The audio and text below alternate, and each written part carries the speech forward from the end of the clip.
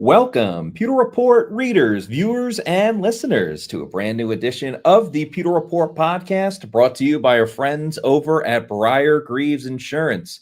Are you in need of car insurance or looking to upgrade your car insurance? Well, if you are, there's nobody better in the business to work with than the great people over at Briar-Greaves Insurance. They can help you with your car insurance, but they also are very helpful when it comes to homeowners, flood, boaters, or business insurance as well. So to learn more information about them, visit their website, briargreavesinsurance.com, or you can give them a call at 813-876-4166. That's 813-876-4166. It is a Thursday edition of the Pewter Report podcast. We are live from the Bucs facility, as we just spoke with a couple of new Bucs and a Buck that we know pretty well in Cade Otton. But we've got a lot to talk about on today's show. Some signings that happened last night and today as well, plus our recap of the 3 press conferences we had. So let's get to it on today's show. I'm your host, Matt Matera. Joined with me is the face that runs the place at pewterreport.com, SR, Scott Reynolds. And Scott, busy day today for the Bucs. They heard our calling from yesterday's podcast about what the hell are you doing? Nothing. But they finally started making some moves today and got to speak to some new players as well. Yeah, for sure. Let's recap what happened last night. A big addition in the form of 6'3", 320-pound defensive tackle A'Shawn Robinson, a player the Buccaneers have gone up against a couple times with the Rams years ago in the last 2 seasons with Carolina. This is a big, mean, nasty defensive tackle, and he will be replacing Logan Hall in the lineup, completely different body type. Yes. We've talked about night and day, how we've kind of lamented over the fact that they draft these defensive ends and then they try to put 20, 30 pounds on them to get ready to play defensive tackle. Just find a defensive tackle. And they did that. This is a big run stuffing guy that has some ability to push the pocket. And if not get sacks himself, he can certainly create opportunities for others. Primarily going to be in that base defense in the Logan Hall role, that 4-eye defensive end position.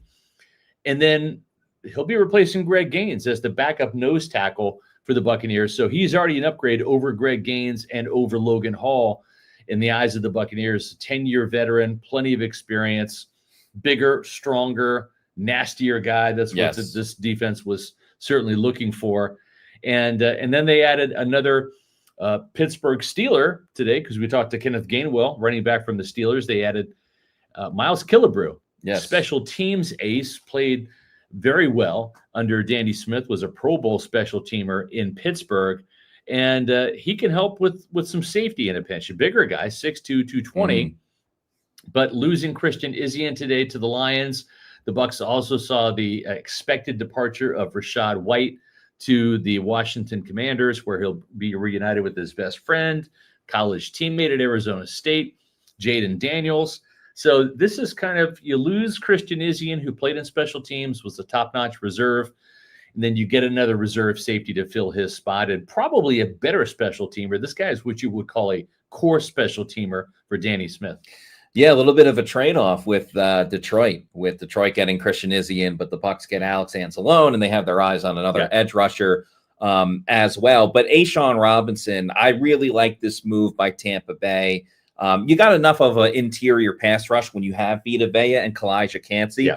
And I think a lot of people understood and realized that they needed a true run stopper type of guy. But he does more than just stopping the run, which is important to point out. Actually had a good number of sacks in 2024 and did a pretty good job last season as well. So just someone that can go in and essentially stop the bleeding a little bit more. And I think it was you that posted a video on social media of him just talking all of this trash with the Panthers, kind of fighting with his own teammates as well, which is a big no-no with Todd Bowles, but we'll see how that goes down in training camp coming up. And then Killebrew, Pro Bowl special teamer. I mean, what more can you ask for with a unit that saw so many just disappointing moments last year that made you want to pull your hair out? So important to get him, and it's the Danny Smith effect. I mean, we heard Kenneth Gainwell or Kenny Gainwell talk about Danny Smith today as well, and seems like he loves Danny Smith, and Yeah. is willing to be a returner for this team like he was for the Steelers too. Yeah, let's go through today's. We talked about the transactions. We'll go back talk about the press conferences. The one thing that really stood out to me about Kenny Gainwell, and I just remember watching him be that guy at Memphis. He is a weapon, and in his own words, a threat. He can hurt you via the run. He can hurt you via the pass. He is a kick return guy.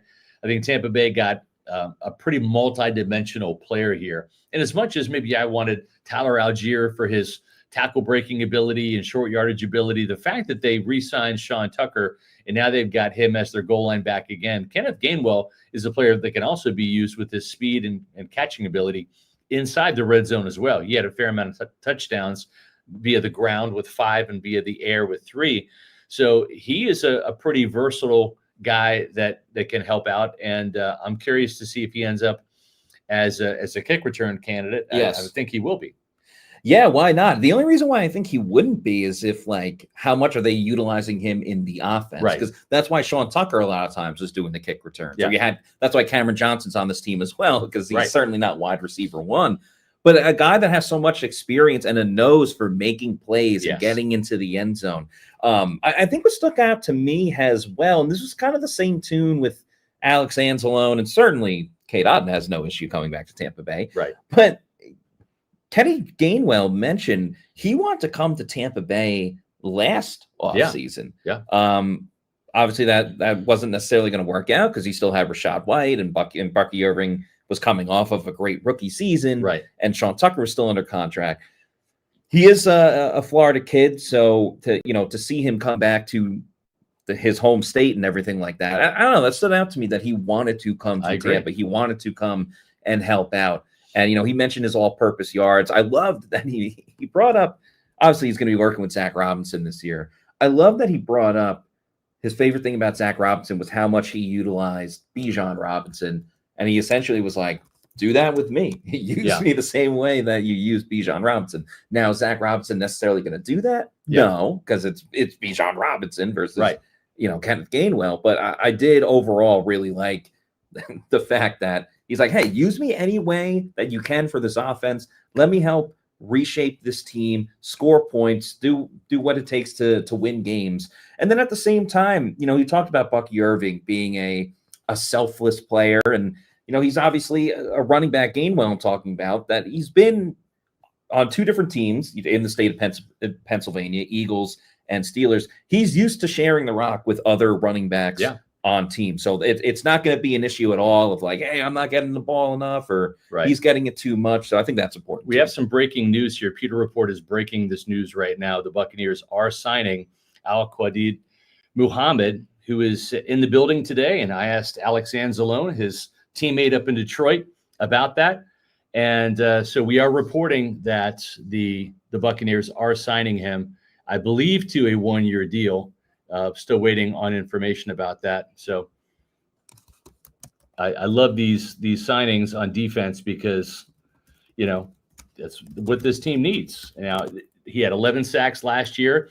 He's not necessarily that proven pass rusher on an annual basis by any means, but certainly now a veteran who can come in. And, one thing I do like about the additions, Matt, of Alex Anzalone and now bringing in Al-Quadid Muhammad is the fact that both of these players are physical, tough, hard-nosed guys. And it really kind of seemed to me that this Buccaneer defense had gotten soft. Mm-hmm. And I know that's a cardinal sin to call a defense soft. You can call it a trash defense. You can call it an underachieving, underwhelming defense. But when you use the word soft, when talking about a defense, I mean, that's about as dirty as it gets in terms of a dirty word. But honestly, that's the truth. This team got ran on last year. A lot. Right? The Falcons did it. The Lions did it. The Patriots did it. And I think that's why you bring in like an Ashawn Robinson. That's why you bring in an Alex Anzalone, who said today in his press conference that he really wants to be more of like an in-the-box player. Like he can cover all day long, and that's certainly what was appealing to the Buccaneers that coverage ability in the linebacker space, that middle of the field, running out to the flats and all that. And he even talked about his matchups with Kenneth Gainwell, yes, in that Pittsburgh game, and had like a famous play. We'll run some video of that in a while, but having, guys from the Lions where they're used to being a really good run stopping defense, and Muhammad is not a run stuffing correct defensive end. He is more of a pass rusher. And this team is still going to draft an edge rusher. Like, yes, this is not a finalized position by any means. But having Al-Quahid Muhammad on the team now, along with Anzalone, I like the direction that the Bucs defense is heading in now, in getting some of these players that are a little bit more hard-nosed, a little bit more physical, a little bit more nasty and edginess to them. And I just think that's something that really has been missing. We've talked about it dating back to last year when these problems started popping up, right? And maybe even going back to the year prior, but they really kind of reared their ugly heads last year on defense. You felt that missing link that was lost when Jason Pierre-Paul, left the team, and Ndamukong Suh. They just didn't have that guy that was a fire starter, that brought the energy and the ass-kicking type mentality. And I mean, if you watch a couple of clips of A'Shawn Robinson, he is an ass kicker. And so it's not just what he brings, it's that mentality that rubs off on the other players that I think is important. And that's a big reason why they brought Jason Pierre-Paul back last year. It wasn't because he was a 37-year-old player. They brought him back for the locker room and to hopefully kind of ignite something in practice and in the film room where this guy can kind of, yell and scream a little bit and stir things up. That's what you need on defense. And it's not just about X's and O's. It's about playing with a high energy level. And that's something that Alex Anzalone talked about today. And I asked him that question. Are you going to be a fire starter out there? And he's like, yeah, you got to play with energy on defense. And that's something he is going to bring to this Bucs defense.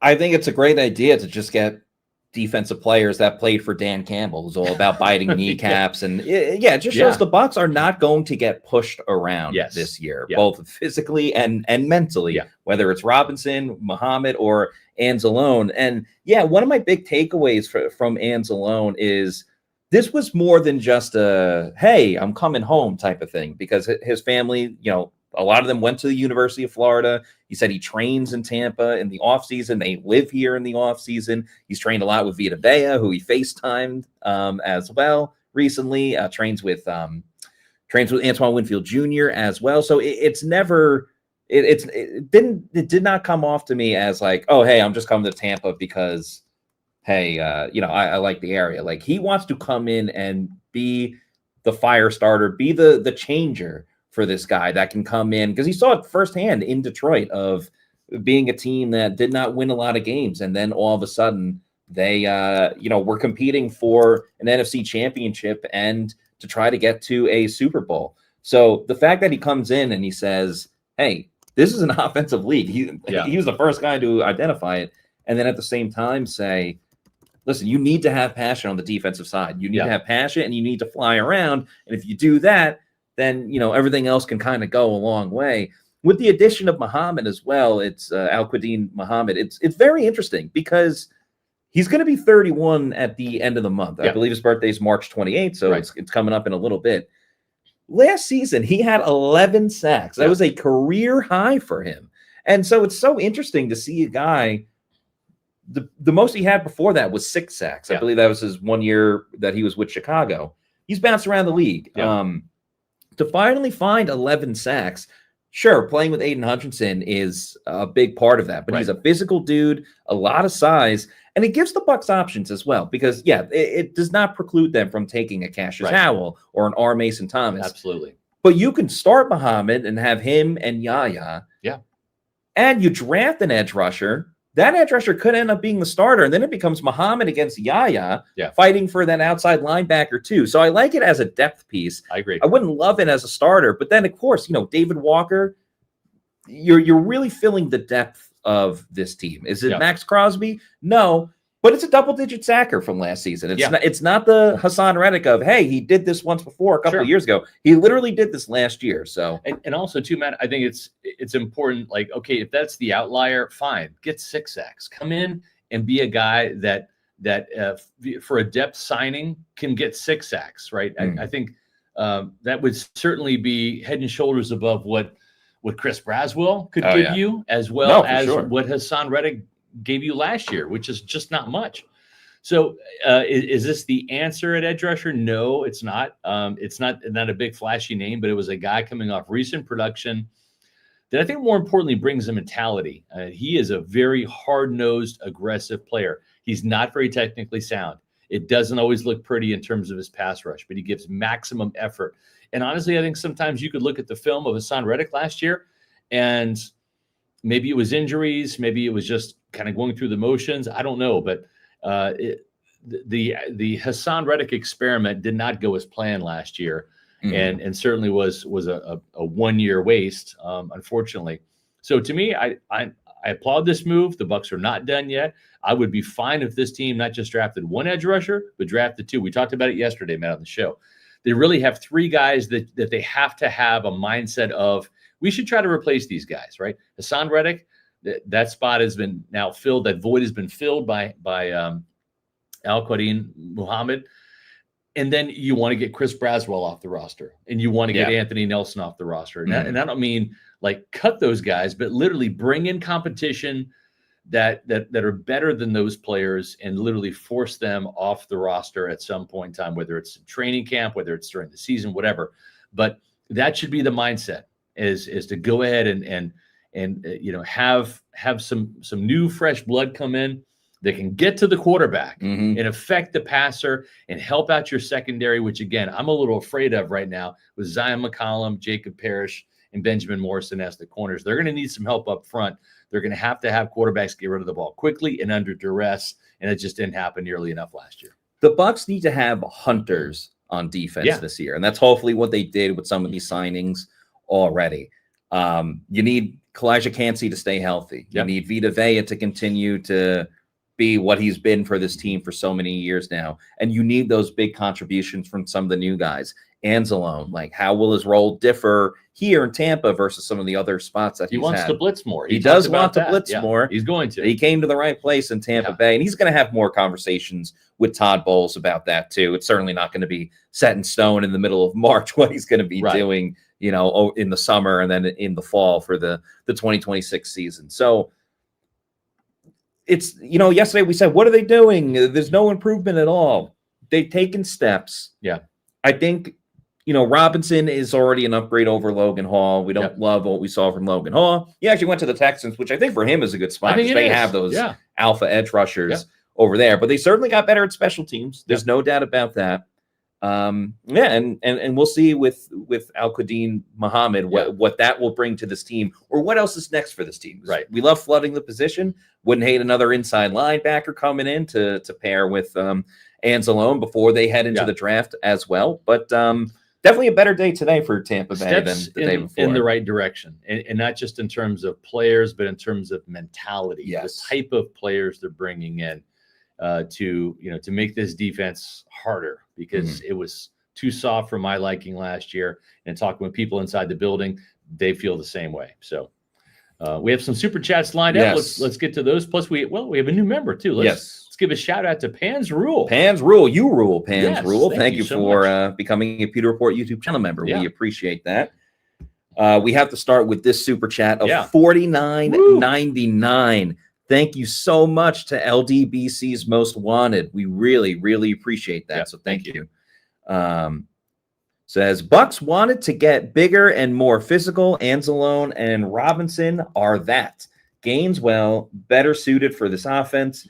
Muhammad is an upgrade at pass rusher and still have all their draft picks. Special teams will be a major upgrade with the new coach.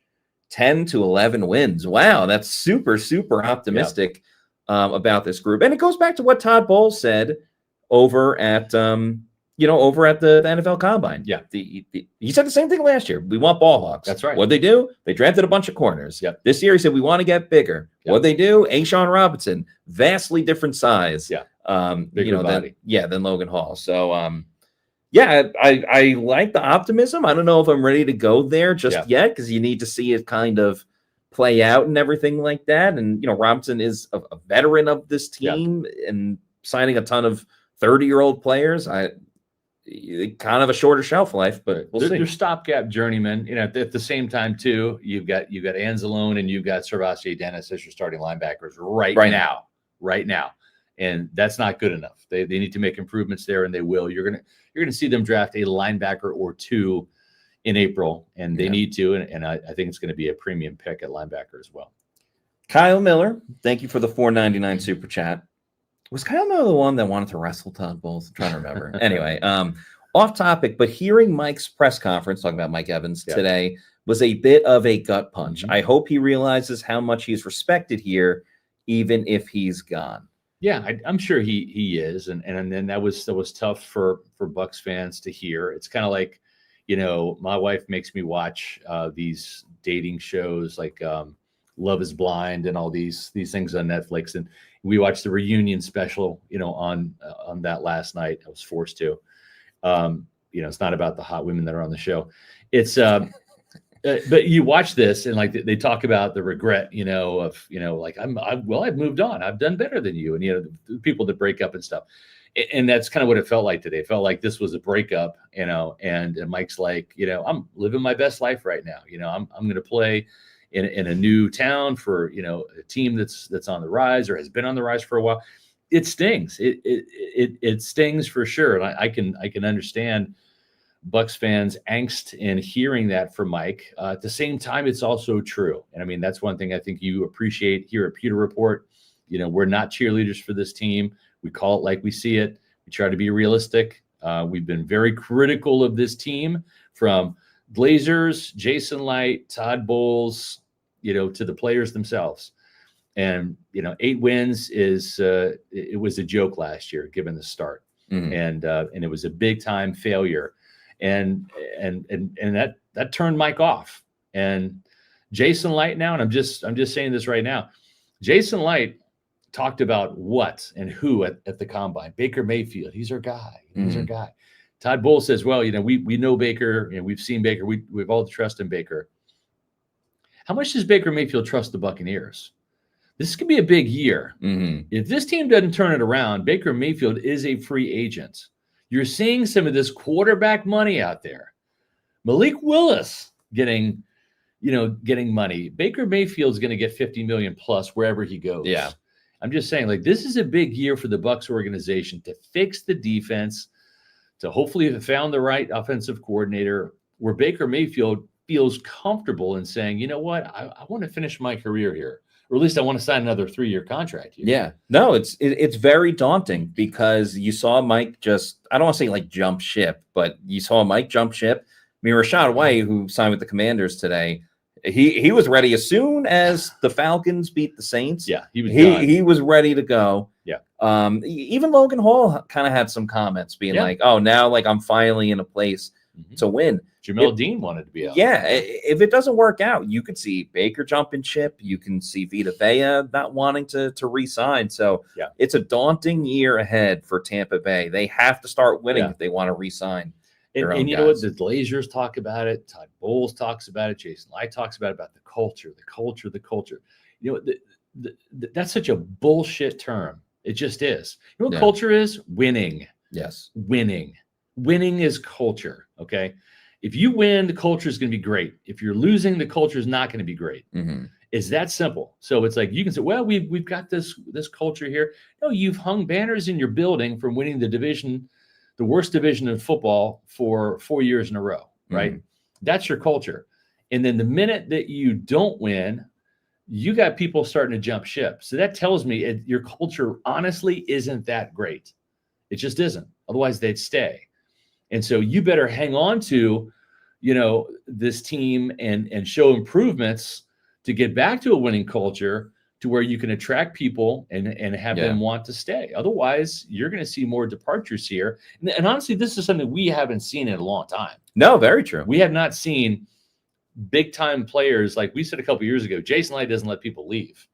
Yeah. Well, that's not the case anymore. And all it took was an 8-9 season for that to happen. Yeah, one missing of the playoffs, and everyone's like, okay, yeah, now we can be real about like what this team is and how they go about it. They need a lot of believers on this team as well, because if you don't think you can overcome 8 and 9, then why is Todd Bowles still here? Yeah. So Kahunaville, thank you for this $2 super chat. Says struggling to see where the freed up Mike Evans money goes.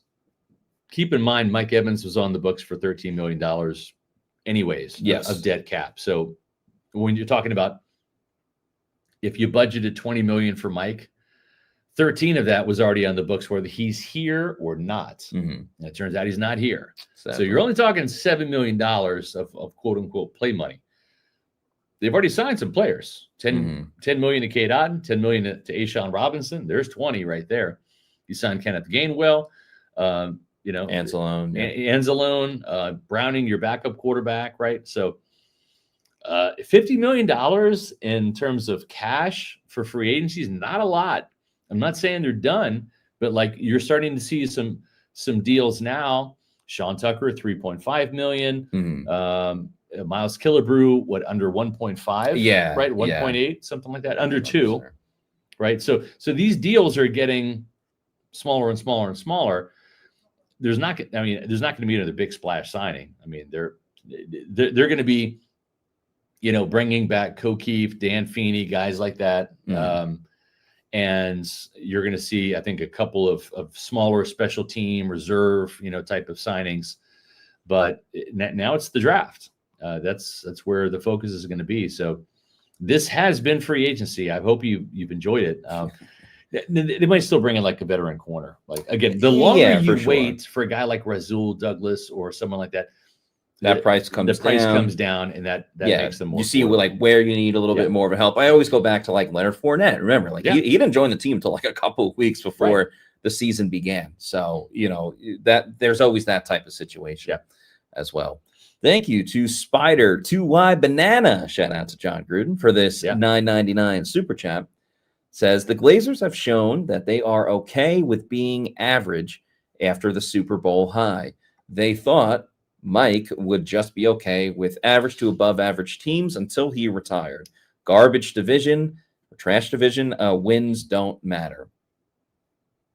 I felt that way before. Bowles can say all the time, well, my track record is we won 3-4 straight division titles. Okay, but you had one 10-win season. Yeah. You had a division title where you won 8 games. That's not the banner you're trying to wave. No. And all of the division titles are coming down to like the last minutes. Yeah. and you're with the exception of last year and the exception of his first year in 2022, you've been the team that has the only winning record in the NFC South. This is not like the Seattle Seahawks winning the NFC West and the 49ers and the Rams also have double-digit wins. Mm-hmm. Yeah. There's a huge difference here. So you can say division title all you want, but put it into context. King of Crap now. King of Crap Hill. Yeah, that's right. Tuad Cinco Ocho, thank you for this $5 super chat. Says Al-Qadim Muhammad is better than Braswell and Nelly from what I've seen, so I'm happy with it. Yes, they did upgrade at the position today. At worst, you have a third, fourth string guy. Well, actually, at best, you probably have a third or fourth string guy because that means David Walker did something, or your edge rusher that you drafted, is really balling out. But that moves Nelson down, and that certainly moves Chris Braswell down, maybe even off the team, depending on what else happens with this team. So, good signing today with Muhammad, 11 sacks last year. We'll see what the money comes out to, but again, it's not the splash signing of Trey Hendrickson or Max Crosby. And shout out to Josh Capo as well, because he was a couple of days ago being like, look out for this guy. This is someone the Bucs should be interested in. And visited today, and now he's on the team. Yeah, we've talked about him for several days now. Yes. So this shouldn't be a surprise to Pewter Report readers, viewers, and listeners. K. Leard, too, thank you for the $5 super chat, says the defense was soft. This defense is soft. Yep. Look at Zion. He's not that guy. And Dean, I'm not a doctor, but he was out every other game. Hopefully these guys kick ass. Yeah, that's kind of been the common denominator here a little bit in some of these signings is to get more physical players. And Tampa Bay got pushed around last year. There's times they couldn't rush the passer, couldn't get to the passer, couldn't stop the run. It quite honestly, it's embarrassing. If you're Todd Bowles and you're the head coach and / defensive coordinator, play caller, it was embarrassing product on the field a lot of the times last year. And not so much for the lack of results, but just for the style of play. I mean, it just is a far cry from what this defense was just a few years ago when it was winning a Super Bowl and playing some really hardcore dominant defense. No doubt about it. This team needed kind of a reconstructure of a mentality, even more than like the scheming and the game plan. But if this game plan doesn't work this year, then we're going to be talking about a new coach, new defense coordinator, and everything like that. Yep. But I mean, we've said before this defense, and I'm talking about last year's defense, but they were a player or two away or a pass rush away from being a good team that won 10 games. Because the offense, while it wasn't what it was in 2024, I think at times still was able to do enough to win you football games. So, I'm not going to say that one guy is going to be the difference, but new set of leadership for sure, new set of attitude as well at different positions. It was desperately needed for this team. Yep. The Real Maverick, thank you for this $10 super chat, says, after hearing the Mike Evans presser, just believe there was zero chance he was coming back. Do you think that the Glazers will take this personally? Will there be any reflection? Do you think they have any regrets? I don't know. I hope so. I mean, it's embarrassing when you have an icon that literally wants to leave, and money is not the object. It wasn't. It wasn't because this team was cap strapped and they just couldn't afford him, and it wasn't about it. He wanted out. He wanted to play for a team that he felt was a better football team that had a better chance of winning. And San Francisco's proven that they're that team. I mean, we talked about it yesterday. In the last 7 years, Kyle Shanahan's been to 2 Super Bowls. He's had 2 13-win seasons. He's had 2 12-win seasons, including last year, and a 10-win season. And Todd Bowles, in 8 years as a head coach, has had 2 10-win seasons, and that's been his ceiling. And honestly, I think that is his ceiling. I think I like these moves, and I hope the Buccaneers have another great draft, and I hope this team gets better. But it might take, like it took firing Tony Dungy to get John Gruden to bring in an attitude and change the attitude and the culture of the Buccaneers. And I love Tony, great man, great guy. Sometimes the message just gets stale, and it just feels like this message with Todd Bowles is just stale. Got to coach it better, got to play it better. How many times do we have to hear that, right? I mean, just do it. Like, just don't talk about it anymore. Just do it. Just play better. Just make it happen.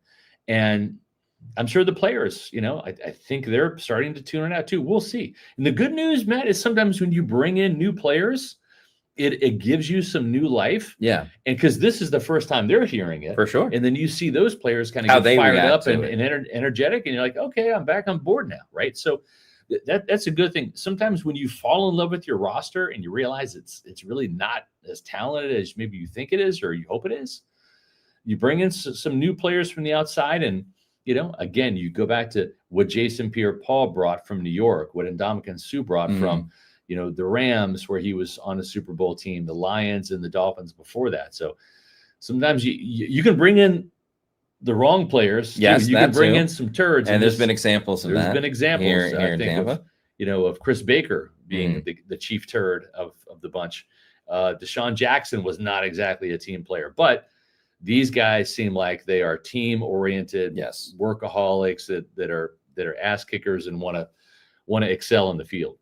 For sure. And that's why I can't blame Mike either when he kind of mentioned everything that you just talked about refreshed, re-energized. So good for his career going to a new spot to kind of get that energy again. And he just wanted to go somewhere where he could win. That's right. And, I don't know what regrets the Glazers are supposed to have other than winning more football games and obviously making a coaching change for sure. Yeah. Maybe they'll think about that, but it's what are they supposed to not draft Emeka Egbuka because it'll give Mike more targets and therefore you keep Mike? Like, that part I don't know about. But anyway, moving on. Michael Larry, thank you for this. Thank you for being a Pewter Report YouTube channel member for 2 months now. We appreciate it. Says, don't know if y'all talked about it yet, but Miles Killebrew is a very underrated signing for special teams. Yeah, we mentioned it a little bit. Just a guy, when you make the Pro Bowl for special teams and you're not a kicker or a punter, that's very, very impressive, and that certainly stands out.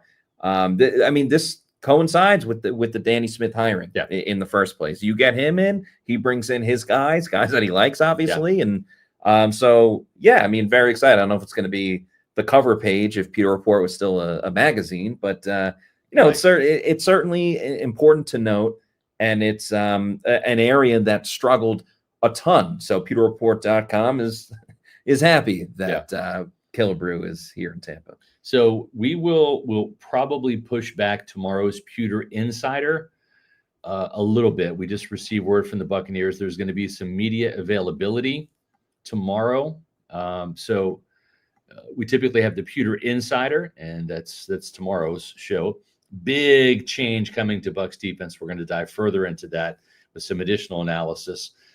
But we're going to be getting A'Shawn Robinson as well as Miles Killebrew, and I would assume Al-Quadid Muhammad probably in the mix as well for media availability versus virtually. So those are not going to be press conferences. We're going to be here at One Buck Place for, but we will be interviewing those players. So I would assume maybe 2 or 2:30 we'll have our Pewter Insider coverage tomorrow. So if you are a Pewter Premier or Platinum member, you're going to get access to that, and you're going to hear exactly what Matt and I think about A'Shawn Robinson and Al-Quadin Muhammad and Miles Killebrew and any other Buccaneers that are going to be signing with this team tomorrow. So that's going to be a great show. Looking forward to that. If you're not a Pewter Premier or Platinum member, well, we encourage you to become a Pewter Report TV channel member. There are 4 different membership levels,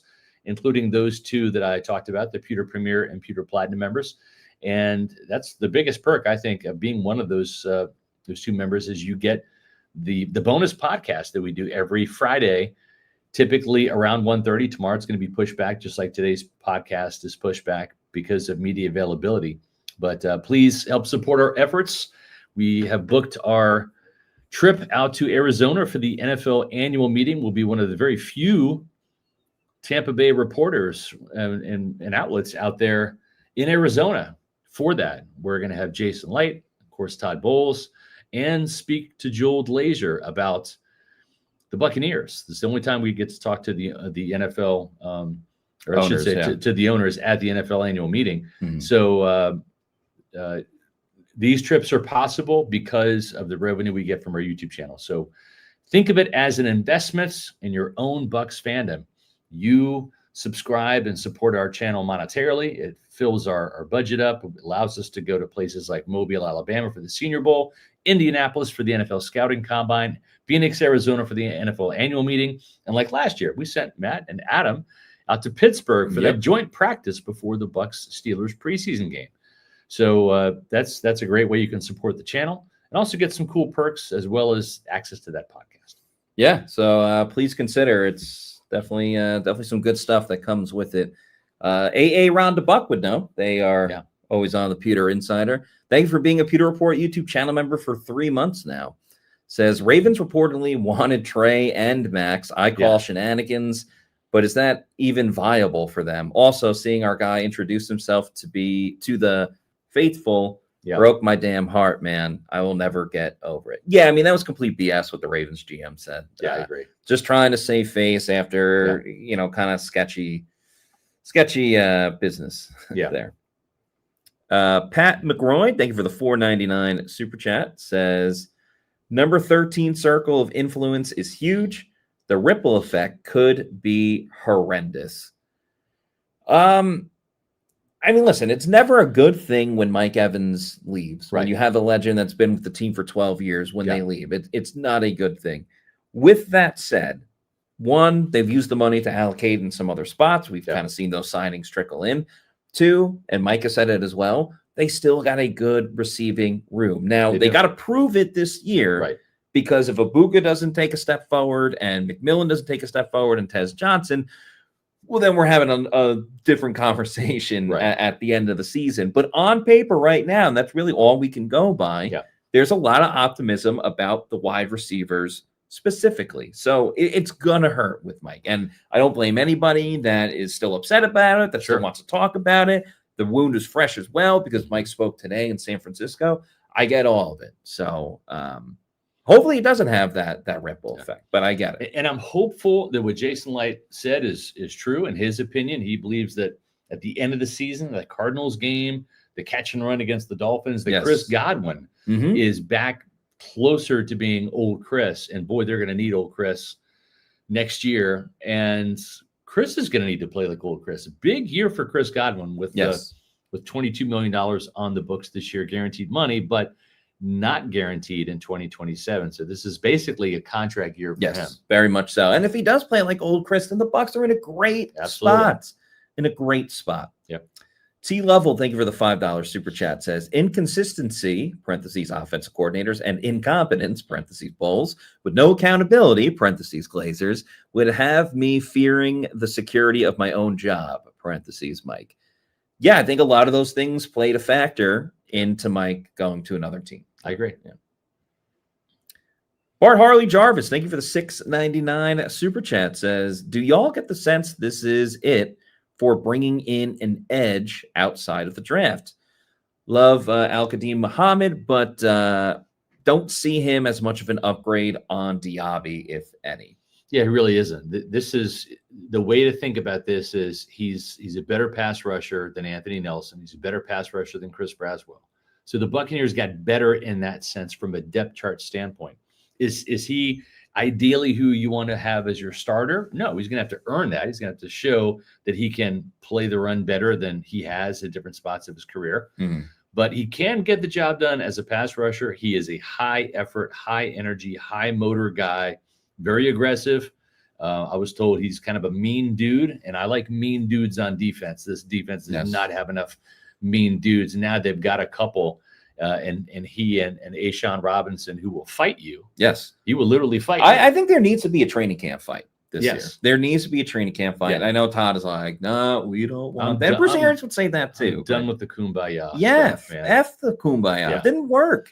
Yeah. Well, we're all together when we're losing 5 games in a row. Yeah. I mean, I like Jason Light's playlist better than Todd Bowles. I mean, smooth jazz versus heavy metal. Bring on the AC/DC Thunderstruck, man. I know it's the Lightning's jam, but the Bucs need some of that too.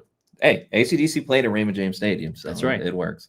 I guess the Lightning did too. Yeah. But anyway, Kahunaville, thank you for the $5 super chat. Says, is Crosby off the table for the Bucs?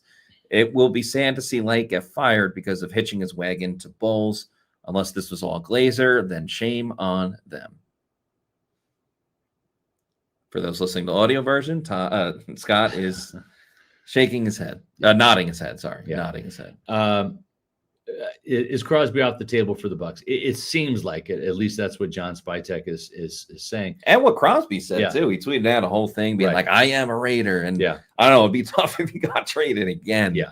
In that span. Yeah. Now, maybe if you're the Raiders and you draft an edge rusher, right, like a starting caliber edge rusher that you feel pretty good about, maybe you trade Max Crosby after the draft. I mean, I think you'd want those picks before the draft, honestly. Yeah. But I'm just saying, it's like sometimes it might be a thing where if the Raiders just aren't having that season, he becomes a trade candidate midseason. Yeah, right? the deadline. So, yeah, that's a good point too. Because then the problem though is like, I'm just thinking from a Raiders perspective is if you're trying to trade him at the deadline, it's going to be teams competing for a Super Bowl. So you're not going to you can get a couple first round picks, but it's going to be like the 30th pick, ideally or something like that. I agree. So, but yeah, definitely something to think about. Thanks to Eric Collison for this $4.99 super chat. Says, okay, let's draft Jacob Rodriguez in the first, R. Mason Thomas in the second, and whoever you guys think in the third. Also, grab Bosa after the draft. You know, you're speaking my language here. I think Jacob Rodriguez is a surefire late first round pick.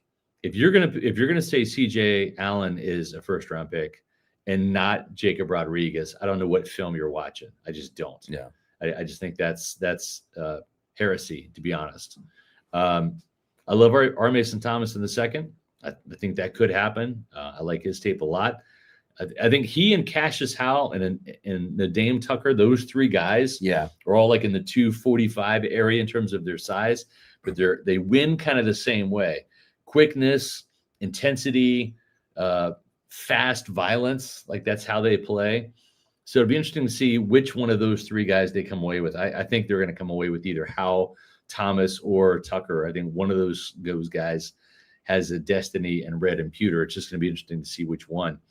Bosa after the draft, again, I'm not sure what the number is going to be for Al-Quadin Muhammad. I don't know. I heard that he was signed. That's the information I got. I don't know about terms yet, but we shall see.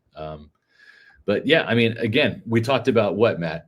Replacing Hassan Reddick and pushing Chris Braswell and Anthony Nelson down the depth chart and maybe one of those guys off the roster. Yes. If you add Joey Bosa and you draft an edge rusher, then certainly Braswell is out of town. That's mission accomplished. And I know Pewter Report, our initials are PR, but when we get to Pewter Report's draft show, that PR is going to stand for Please Rodriguez. Yes. You can guarantee that. Love it. Love it.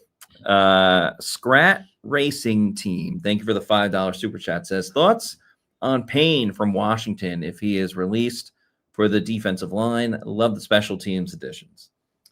So Deron Payne, I want to say he's got to be late 20s now, if not 30. Interesting because he was teammates, I believe, with Ashawn Robinson at Alabama, I believe. Because Deron Payne is 28 years old. Played on 29 in May. Yeah. So those two guys, I'm pretty sure, had an overlap there at Bama. Good player, certainly. You still maybe not the big time pass rusher that he was, but still another big body. The only thing is you don't want to get too top heavy with old guys. You're going to have some young defensive tackles in the hopper, and more than just Elijah Roberts, right? Because if Kalijah Kancey just can't stay healthy, let's say this guy has another calamity with the soft tissue injury and just misses half the season, you can't keep investing time and money into that player. At some point in time, you got to punt. Yeah. I hope the injuries are behind him. I hope he has 5 years like scot-free injuries and just plays really well. But Vita Vea is on a contract here. He just turned 31. He'll be 32 next year. You already have Ashawn Robinson, another similar aged defensive tackle on your roster now. If you had another one in Payne, you're kind of getting up there. I'd almost rather at this point, with two savvy vets like Robinson and Vea on this team, see them invest a first, second, or third round defensive tackle, get one of those guys on board. Daryl Jackson, right, in the third round out of Florida State. Anzalone wouldn't like that. Just kidding. Yeah. He's a Gator. Well, that might make for some interesting frosty talk. That's true. On the field, let him fight in the same on the same side of the ball. But to get another stud defensive tackle that can be up and coming, I think that's important this year. So it would make the Buccaneers defense better, yes, because essentially you have to replace two guys on your roster. You got to replace Logan Hall. Just talking in terms of bodies, right? You got to replace Logan Hall, the body. You got to replace Greg Gaines, the body. I'm kind of done with Greg Gaines. So what Ashawn Robinson does is he comes on board and he actually fills both of those roles. Yeah, it's slightly like a 2-for-1 in terms of just like versatility of what you want going on. Exactly. He's a big man. He's a starter in your 3-4, and then when he comes off the field and gets a breather, and Vita's out there, then he goes back in and subs out for Vita in the nose tackle situation. So to me, I like that. But the thing is even though you got this surly, angry veteran here, you need another body, a defensive tackle, right? You need another guy on the depth chart. I am curious, like how much of a rotation there will be on the D line, considering that you did sign an older defensive tackle, plus Vita getting into his 30s, plus Kalijah Kancey and his overall injury history. If they were to bring in someone else. Like, there's just not a lot of like 27-year-old defensive tackles still in free agency. So I do wonder what the rotation would be unless they, try to rely on some of the guys that they brought in last year besides Elijah Roberts, or if they drafted one this year. Probably not in the first 2 rounds, but yeah, I think Jackson would be a fantastic addition, but there's a couple other options out there as well. Moving on to Flame Pillar Diaz. Thank you for this $1.99 super chat. Says Crosby deciding to stay with the Raiders is wild. There's not too much he can do. He's under contract with the Raiders. I can understand being pissed and being like, oh, well, you just wanted to trade me. Now I'm just going to play for you again. Yeah. Like I guess he can kind of cause a little bit of a stir and a snafu, but that's not really what he wants to do. Yeah. And I think that, again, sometimes things work out for a reason, right? And it's like, I don't get too spiritual here, but it's like, whether you believe in God or fate or the universe or, destiny, whatever you want to call it. It's like Tony Dungy was the Bucs' third option back in 1996, right? They wanted Jimmy Johnson. They didn't get him. They wanted Steve Spurrier. They didn't get him. It turns out Tony Dungy was the right guy for the right team at the right time and turned this thing around, turned the Buccaneers into the Buccaneers and charted a course that led to John Gruden and the Super Bowl, right? And all that. So maybe this whole calamity that happened with Max Crosby just turns out to be a good thing for the Raiders and Max Crosby. Yeah. Maybe it's just, it's that second, that's true. That second chance that you get. And sometimes, you make a mistake and, I know like couples get remarried and all that stuff. So, I mean, just sometimes it works out the way it's supposed to. And we'll see what happens with Max Crosby and the Raiders, but it looks like right now that's where he's going to stay. Big Joker, thanks for the $1.99 super chat. Says love Browning, only 2.5 less sacks than Reddick. He is a passer, not a passer rusher. Yes. Interesting though, because Jake Browning was Cade Otton's quarterback at Washington. Yes. Yeah, he spoke a little bit about him today. Yeah. If we have some clips from the press conference, let's go and get into a couple of those as we wrap up the show. Yeah, here. We got a couple from Cade Otton and 2 from Alex Anzalone as well. I will say this with Cade, his daughter Tanny just stole the show. Yes, today. Yeah, that was kind of the big takeaway. He got completely upstaged by his daughter. Yeah, I was grateful though that he didn't drop her because you notice he's not wearing gloves. Yeah, so just held on. Happy to see Cade hang on to cute little Tenny there. Her name is Tennille. Yes, she goes by Tenny for short. So. Yes, and they just had another baby, a baby boy, about 5 weeks ago. Wow, that baby was in attendance as well. But this is Cade Otton talking about the departure of Mike Evans and what type of impact that might have. I've been a captain in this league. I don't know exactly. Yeah, I was surprised. I obviously don't know the Bucs without him. Just like as a fan watching and as a player.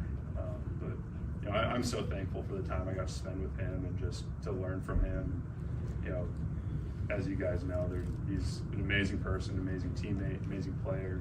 So definitely sad he's not here, but I'll be rooting for him personally until we end up playing the 49ers. But it was a surprise. Next, we have Alex Anzalone talking about why he chose Tampa Bay and why that contract situation was right for him. A unique opportunity for us as a family. This is our home. We feel passionate about this city, this organization now. Just to be here with the family. This is our first time. My going into my 10th year in the NFL. And this is my first time having the family here at a signing. So it's a cool day for us, and we're just happy to be here. And then Anzalone also talked about his leadership abilities, those qualities that he'll bring to Tampa Bay, even besides just his skill set as a linebacker. Being a captain in this league, I don't know exactly what I have in store here, but at the same time, I just try to do my best to be a great teammate, lead by example. Just play the game with respect in the right way, and I feel like that's how you garner the respect of your teammates, and that rubs off on other teammates too. So You know, that's really how I go about my business and just being a pro, and you know, it's got me this far. Yeah, enjoyed a lot of the interviews that went on today. Anzalone and Gainwell had a funny, almost back and forth, but they weren't up at the podium Yeah. at the same time, kind of talking about this big play that happened against the Steelers and the Lions last year, where Gainwell ran a go route and Anzalone was covering him, and Aaron Rodgers, the Steelers quarterback, threw up this deep ball, and Gainwell ended up making this crazy like diving play for it, and it was super cool. But Anzalone saw it a little bit differently. But yeah, appreciated hearing from Gainwell today. You could see some video of him over on our social media on X and Facebook and Instagram and everything like that. But I think he's going to be a huge help for this team, which is super important. We spoke a lot about Anzalone, but Cade, outside of like the Mike Evans stuff, yeah, I think a big takeaway from him, and you know, we've spoken to Cade a lot during his career, so you kind of know what you're going to get from him a little bit. But he did have one thing that was a little revealing, where he said he felt that, especially at the end of the year, defenses kind of figured out what Tampa Bay's offense wanted to do, and they didn't necessarily make the proper adjustments to kind of counteract that finding by the opponent. So I thought that was pretty eye-opening. Yeah, it just, when you look at the last couple of games, it just, you know, they put up 28 points against the Falcons. I mean, a pretty good offensive showing, right? And they should have beat the Falcons on Thursday night.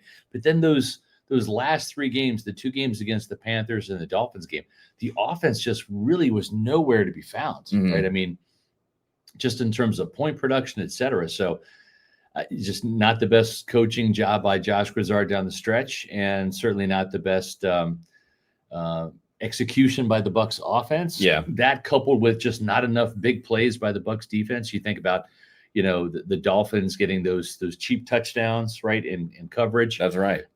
It just wasn't enough. And Achane, you know, running wild against the Bucs defense. Yeah, I think about that Jahmyr Gibbs run as well. Yeah, you know, that was a little bit earlier in the season. Yeah, for sure. By the way, a couple more super chats to get to, but we got to give a thank you to our Pewter Platinum members. Thank you so much for your support. So we'll let that scroll across the bottom as we get to these other super chats. We will have a Pewter Insider tomorrow. Time probably around 2, maybe a little bit later, as we talk about the big changes coming to the Bucs defense. We'll have a couple virtual press conferences tomorrow as well. So we'll reveal any information we get from that too.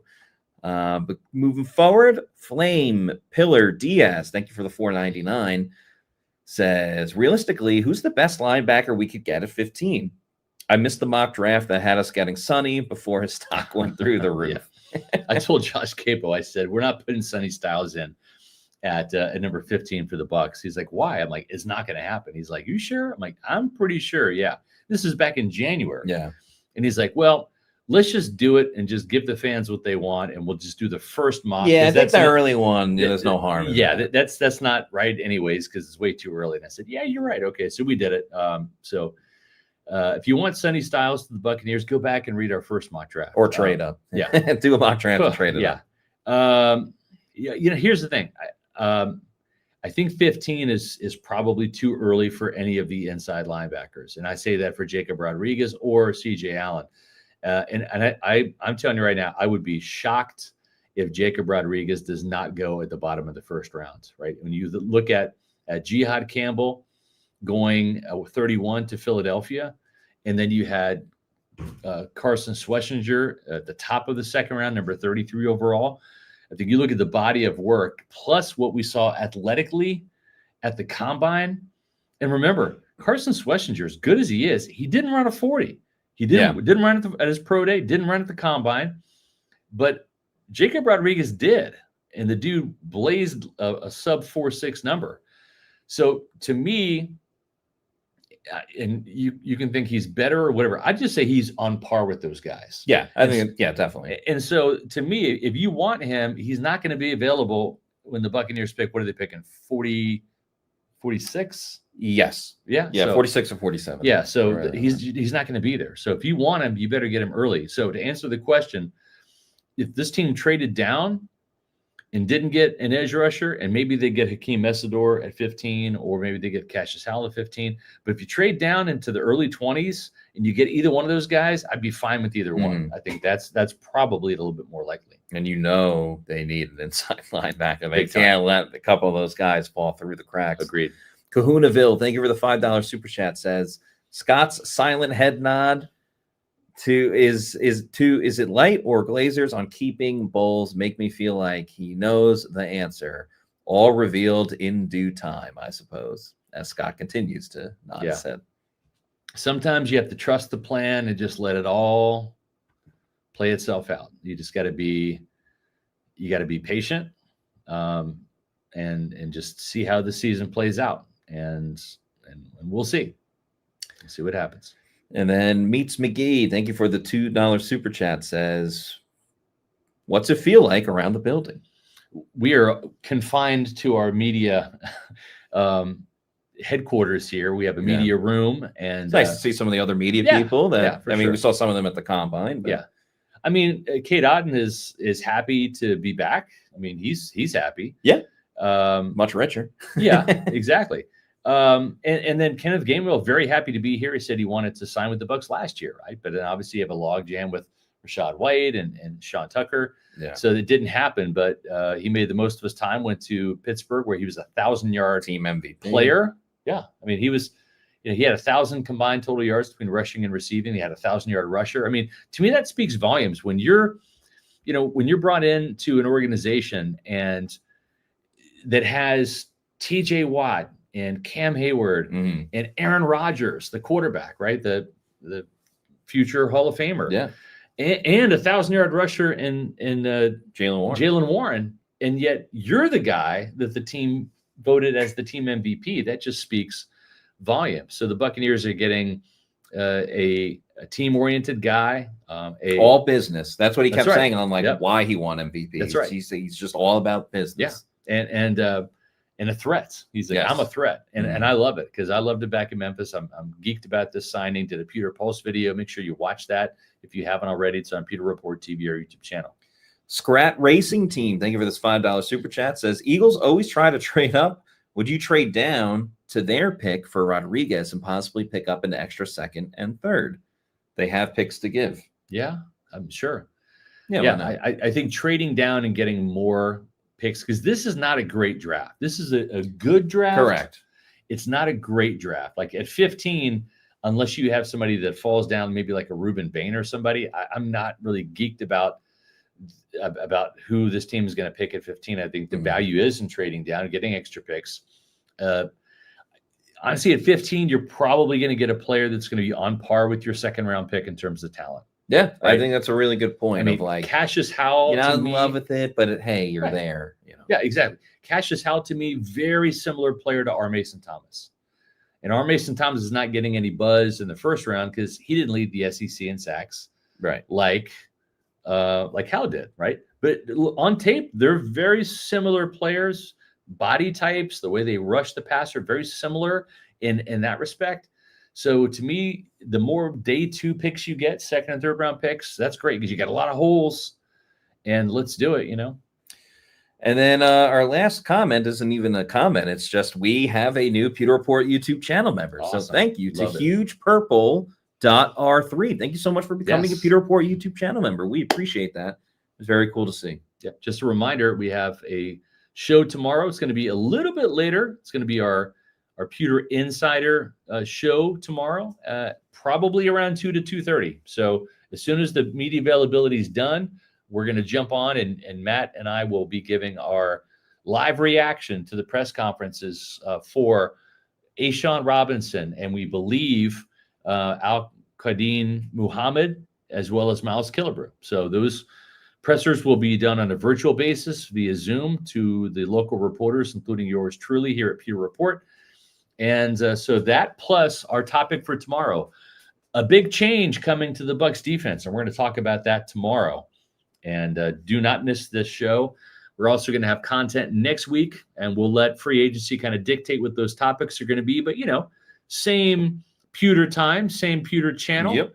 Monday, Tuesday, Wednesday, and Thursday of next week at 4 o'clock, Pewter Report TV, the YouTube channel, also streaming live on X and Facebook. Our YouTube channel is nearing 23,000 subscribers, Matt. That's right. So if you're not already doing so, please make sure you follow us on all of our social media on X, Facebook, and Instagram. We're at Pewter Report, and our YouTube channel is Pewter Report TV. So please like and subscribe, leave a comment on this video. One other reminder, myself and Josh Capo busy already on our next mock draft, and that mock draft will be coming out next Wednesday at 5 p.m., right after the Pewter Report podcast. And then we're going to have a Pewter Reports draft show next Wednesday at 8:15, brought to you by Jorgensen Law, PA.